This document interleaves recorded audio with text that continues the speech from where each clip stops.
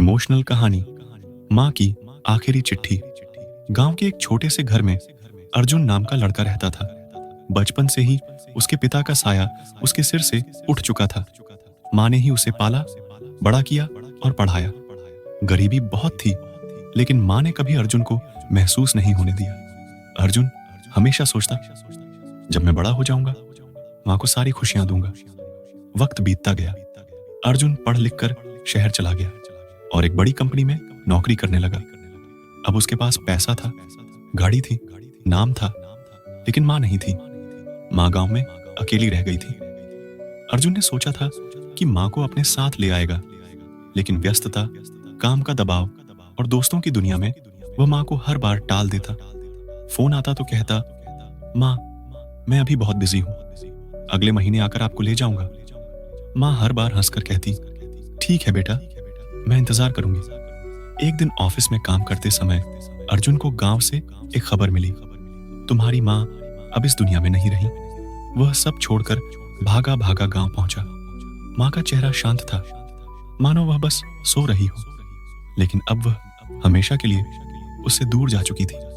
घर के एक कोने में उसे एक छोटी सी लकड़ी की पेटी मिली। पेटी में कपड़ों के साथ एक पुराना लिफाफा रखा था। लिफाफे पर लिखा था, मेरे अर्जुन के लिए।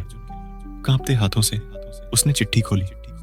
उसमें माँ ने लिखा था, बेटा अर्जुन, मुझे पता है तू बहुत व्यस्त हो गया है। जब तू छोटा था तो मैं तेरे लिए दुनिया से लड़ी, भूखी रही, लेकिन तुझे भूखा नहीं रहने दिया। अब तू बड़ा हो गया है तो मुझे तुझसे कुछ नहीं चाहिए। बस इतना चाहती हूं कि जब तू हंसे तो मुझे याद करे, जब तू कामयाबी पाए तो सोचे कि इसके पीछे तेरी माँ की दुआएं हैं। अगर कभी मेरी याद आए तो दुख मत करना, मैं हमेशा तेरे साथ रहूंगी, तेरे दिल की धड़कनों में।